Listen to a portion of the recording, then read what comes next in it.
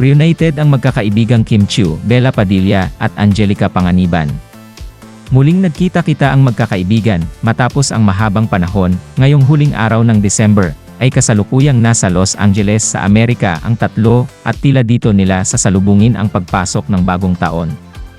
Sa Instagram nagbahagi sila ng ilang mga larawan, kasama pa ang ilang mga kaibigan sa masaya nilang pamamasyal sa nasabing lugar. Nagpunta pa ang grupo sa Universal Studio sa Hollywood, California.